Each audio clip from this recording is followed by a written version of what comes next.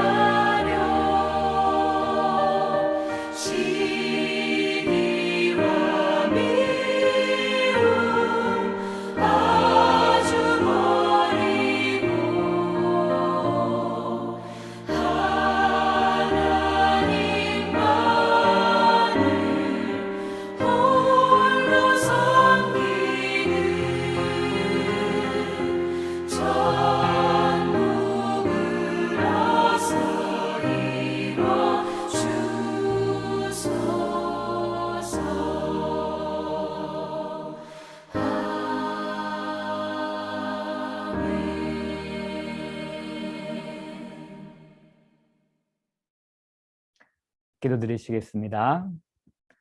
아버지 하나님, 월요일 하루를 저희들에게 허락하여 주시고 오늘도 우리 삶 가운데 함께해 주신 그 크시고 놀라운 하나님의 은혜와 사랑으로 인해서 감사를 드립니다.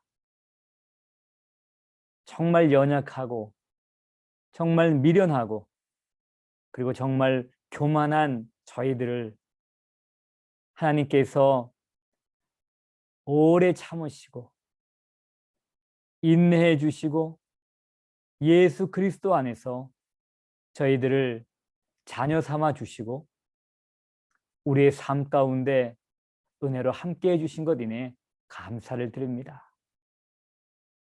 우리가 이해할 수 없는 귀한 사랑입니다. 우리가 이해할 수 없는 놀라운 은혜입니다. 그 귀한 사랑, 놀라운 은혜를 경험한 사람답게 하루하루 살게 하여 주옵소서. 오늘도 우리의 삶을 돌아보면 부족한 것, 죄악된 것, 교만한 것들이 있습니다.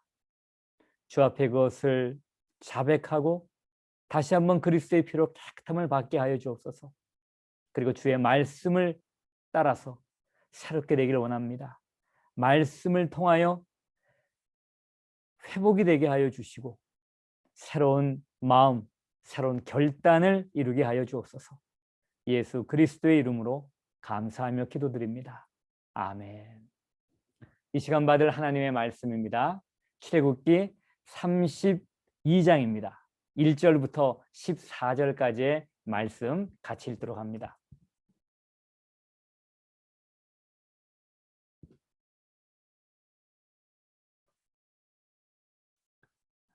(1절) 말씀부터 같이 읽습니다. 백성이 모세가 산에서 내려옴이 더딤을 보고 모여 백성이 아론에게 이르러 말하되 일어나라, 우리를 위하여 우리를 인도할 신을 만들라. 이 모세 곧 우리를 애굽 땅에서 인도해낸 사람은 어찌 되었는지 알지 못함이니라. 아론이 그들에게 이르되 너희의 아내와 자녀의 귀에서 금고리를 빼어 내게로 가져오라. 모든 백성이 그 귀에서 금고리를 빼어 아론에게로 가져가매 아론이 그들의 손에서 금고리를 받아 부어서 조각칼로 새겨 송아지 형상을 만드니 그들이 말하되 이스라엘아, 이는 너희를 애굽 땅에서 인도하여 낸 너희의 신이로다 하는지라. 아론이 보고 그 앞에 제단을 쌓았고 이에 아론이 공포하여 이르되 내일은 여호와의 절일이니라 하니 이튿날에 그들이 일찍 일어나 번제를 드리며 화목제를 드리고 백성이 앉아서 먹고 마시며 일어나서 뛰놀더라. 여호와께서 모세에게 이르시되 너는 내려가라. 내가 애굽 땅에서 인도하여 낸 내 백성이 부패하였도다. 그들이 내가 그들에게 명령한 길을 속히 떠나 자기를 위하여 송아지를 부어 만들고 그것을 예배하며 그것에게 제물을 드리며 말하기를 이스라엘아, 이는 너희를 애굽 땅에서 인도하여 낸 너희의 신이라 하였도다. 여호와께서 또 모세에게 이르시되 내가 이 백성을 보니 목이 뻣뻣한 백성이로다. 그런즉 내가 하는 대로 두라. 내가 그들에게 진노하여 그들을 진멸하고 너를 큰 나라가 되게 하리라. 모세가 그의 하나님 여호와께 구하여 이르되 여호와여 어찌하여 그 큰 권능과 강한 손으로 애굽 땅에서 인도하여 내신 주의 백성에게 진노하시나이까? 어찌하여 애굽 사람들이 이르기를 여호와가 자기의 백성을 산에서 죽이고 지면에서 진멸하라는 악한 의도로 인도하여 내었다고 말하게 하시려 하나이까? 주의 맹렬한 노를 그치시고 뜻을 돌이키사 주의 백성에게 이 화를 내리지 마옵소서. 주의 종 아브라함과 이삭과 이스라엘을 기억하소서.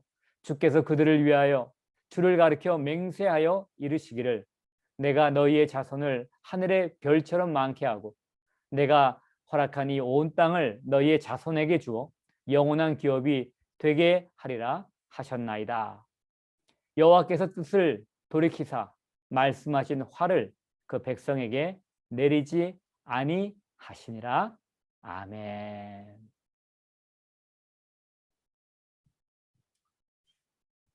오늘 우리가 읽은 이 말씀은 참 기가 막힌 상황이죠.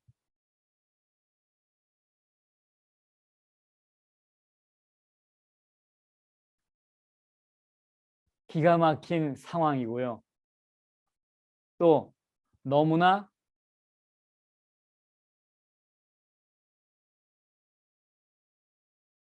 가슴 아픈 상황입니다. 하나님이 얼마나 가슴이 아프셨을까요? 이미 여러분이 읽어보신 대로 이스라엘 백성들이 자신들을 인도할 신, 이것을 아론을 통해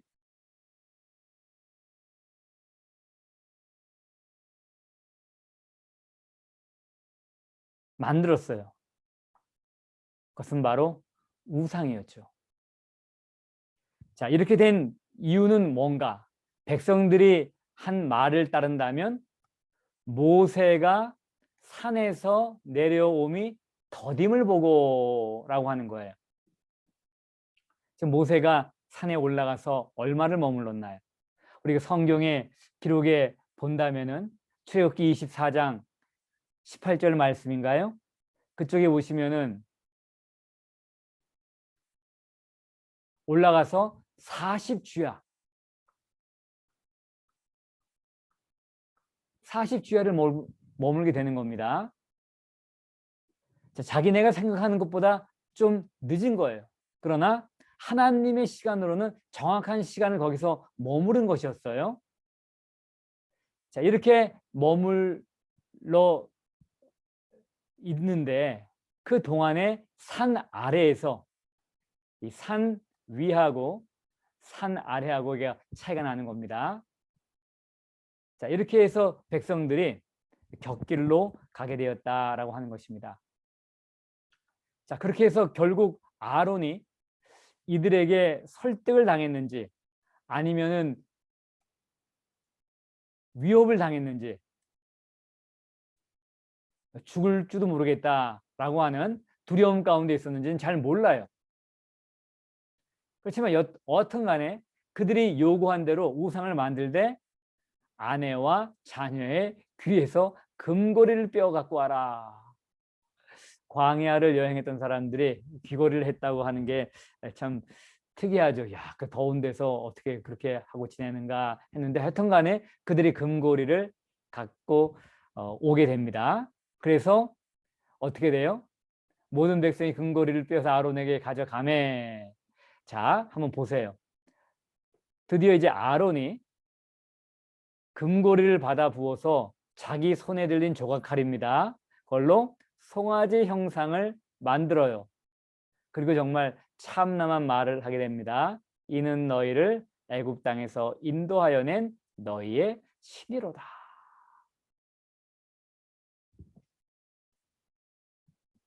자, 여러분, 이미 여러분이 이제 출애굽기를 쭉 읽어 오셨으니까는 기억하실 것 같은데 이 출애굽기 19장에 보면은 하나님이 이스라엘 백성을 만나 주세요. 그리고 거기부터 시작해서 출애굽기 24장까지 이제 하나님의 백성으로 그들이 이제 거듭나는 겁니다. 그래서 여기서 출애굽기 19장에서 하나님이 그들을 불러서 24장에 만나면서 어떻게 돼요? 하나님의 백성으로 그들은 거듭나요. 언약 백성이 됩니다. 그리고 하나님하고 언약을 체결하는 거예요. 그 언약의 내용은 뭐예요? 하나님은 이스라엘 백성 너희의 하나님이 되는 거예요.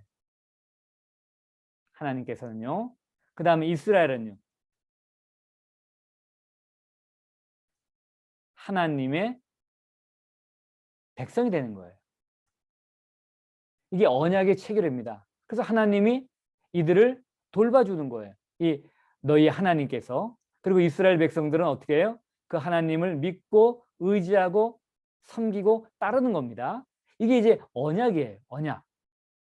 그리고 나서 나오는 내용이 출애굽기 25장부터 시작해서 31장까지 그러니까 오늘 본문 말씀 전까지다라고 보시면 되는 거예요. 이 언약의 근거에서 성막과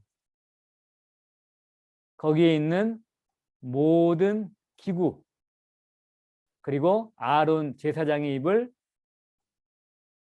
제사장의 뭐 옷, 기타 등등 이걸 다 여기에 근거해서 만들게 하는 거예요. 그리고 하나님이 뭐를 붙여주세요?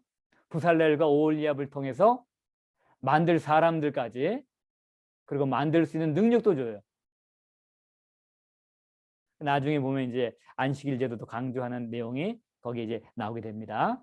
그래서 이 언약을 체결하고 언약에 근거해서 이거를 다 만들어내는 겁니다. 그게 어디서 일어났어요?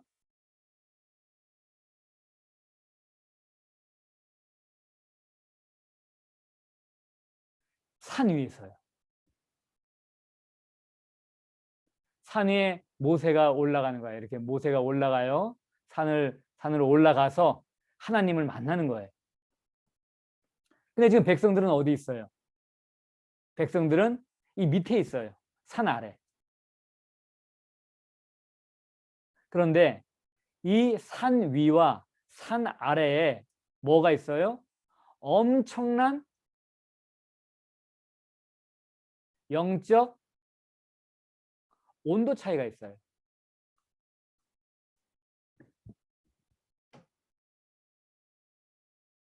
이 엄청난 온도 차이로 말미암아서 산 위에서는 지금 언약의 근거에서 이 성막, 이 참 하나님이 보여준 대로 이렇게 만들면 된다라고 해서 지시를 모세가 다 받고, 그 다음에 이것을 만들 사람을 붙여주겠다 해서 부살렐과 오홀리압, 그리고 그 외에 사람들에게 제주를 줍니다. 지혜와 총명, 하나님께서 그들에게 허락하세요. 지시까지. 자, 그럼 이제 모세가 신났을 거 아니에요. 여기서 안에는 막 영적 충만입니다.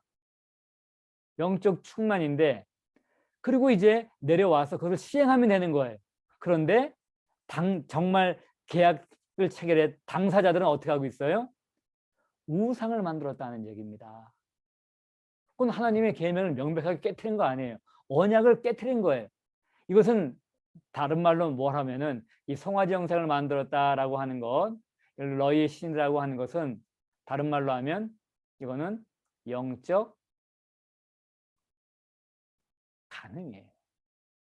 아까 40일 지났다고 했죠? 산을 올라간 지. 결혼한 지 40일 만에 아내가 바람을 피워요. 기가 막힌 얘기 아닙니까? 그래서 하나님이 진노를 하시는 거예요. 진노의 내용은 뭐예요?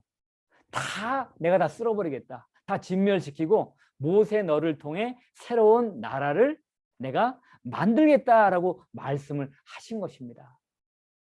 그러니까 이게 지금 영적으로 어떤 의미인지를 알아야지만이 하나님의 진노를 우리가 이해할 수 있다라고 하는 거예요. 자, 여기에서 우리가 적용을 한번 해봅시다. 문제가 어디에 있나요? 문제가. 지금 왜 산 위에는 이렇게 영적인 충만하고요, 이 산 아래는 영적으로 영적 타락이 일어날까요? 여러분 한번 생각해 보셨어요? 도대체 이게 어디에 문제가 있을까요? 위에 모세는 지금 누구 앞에 있는 거예요? 하나님 앞에 있는 겁니다. 하나님 앞에 있는 거예요. 이 하나님을 바라보고 있는 거예요. 초점을 하나님을 바라보는 겁니다. 중요한 것은 뭔가 하면은 초점이에요. 초점. 하나님을 바라보고 있는가, 사람을 바라보고 있는가 하는 얘기예요. 세상을 바라보고 있는가. 지금 산 아래서 영적인 타락을 경험하는 사람들은 철저하게 누구를 지금 보고 있는 거예요? 모세만 바라봤어요. 근데 모세가 안 보여. 모세를 통해 하나님을 봐야 되는데 인간 모세를 보는 거예요. 그래서 40일 동안 내려오지 않고 보이지가 않으니까 우리 인도할 사람 지금 어떻게 되는지 모르겠다. 애굽에서 나온 사람은 어떻게 되는지 모르겠어. 그렇게 하면서 그들은 혼돈 가운데 들어갔고 타락을 하게 됐다라고 하는 것입니다. 물론 그 타락의 배후에는 그 인간성의 타락한 본성이 있는 건데 조금 이따 한번 살펴보고요. 일단 이 초점에 대해서 한번 봅시다. 여러분이 초점을 잘 맞추셔야 돼요. 그렇지 않으면 정말 언약을 체결하고 이렇게 좋은 분위기 가운데서 모세는 산에 올라가 이제 이런 것들 다 받고 내려와서 이제 새롭게 우리 백성은 하나님을 섬기며 살아가겠다. 그 꿈에 부풀어 있는데 전혀 엉뚱한 결과가 일어난다라고 하는 것입니다. 아론도 마찬가지예요. 아론도 모세를 통해 하나님을 봤으면은 이런 일 하지 않죠. 나중에 모세에게 엄청난 책망을 듣는다라고 하는 것입니다. 여러분, 제가 3주 동안 한국에 나와 있었어요. 교회를 비우고 있었죠. 여러분, 누굴 바라보고 계신가요? 담임 목사를 바라보시나요? 아니면은 하나님을 바라보시나요? 근데 참 사람이 연약해요. 눈에 보이는 리더가 없다면, 영적 지도자가 잘 안 보인다면 정말 타락하기 쉽습니다. 그래서 지금 이 저녁 예배를 좀 환경도 어렵고 여러 가지 복잡하지만은 제가 계속 드려지는 거예요. 저를 의지하라 하는 얘기가 아니에요. 저를 통해 하나님의 말씀을 보고 하나님의 말씀을 통해 하나님께 초점을 맞추라고 지금 하는 겁니다. 사실 지나간 3주간 전 굉장히 마음이 고통스럽고 아팠어요. 어머니를 보지 못하면서 또 물론 그런 게 있지만은 어머니를 계속 생각하게 되는 겁니다. 그러면서 굉장히 마음 아픈 게 경험이 많았어요. 울컥울컥하고 정말 눈물이 나기도 하고, 그리고 어머니 뵌 다음에도 그런 것도 마찬가지예요. 그렇지만 저를 붙든 게 뭔가 하면 그 지나간 3주 동안에 하나님의 말씀이에요. 이 말씀. 여러분들도 유익을 받았을지 모르겠지만 저는 계속되는 이 예배를 통해서 제가 말씀에 붙들리는 거예요. 그리고 말씀을 전하기 위해서 계속해서 말씀을 묵상하고 그러면서 하나님께 초점을 계속 맞출 수가 있었다라고 하는 것입니다. 저는 여러분들도 아마 그런 동일한 경험을 했을 거예요. 인간 지도자가 아니라, 인간 리더가 아니라 그 리더를 통해 하나님을 바라봐야 되죠. 하나님을 만나야 되죠. 근데 여기에 아론과 이스라엘 백성들이 실패를 했다라고 하는 거예요. 엄청난 실패를 한 겁니다. 자, 오늘 메시지의 두 번째 메시지, 그 내용은 뭔가 하면은 하나님께서 이제 이렇게 말씀하셨어요. 네 백성이 부패했다라고 이제 얘기를 이제 하고, 그 다음에 이제 내가 너를 통해 새로운 백성을 만들겠다라고 했습니다. 그렇지만은 이 모세는요, 사실은 이것을 잘 인식을 못할 수도 있어요. 하나님이 그러니까 그렇다고 여기는 거지 직접 안 봤잖아요. 그래서 하나님하고 그런 분노의 온도 차이가 있을 수가 있을 것입니다. 근데 오늘 말씀 보시면은 굉장히 특별해요. 자, 하나님이 이렇게 말씀하세요. 여호와께서 모세에게 말씀하시는데 내가 애굽 땅에서 인도하여 낸 누구요? 내 백성이에요. 참 이거 정말 얼마나 막 찬바람이 붑니까? 애굽 땅에서 이스라엘 백성을 인도하신 분은 누구예요? 여호와 하나님이시죠.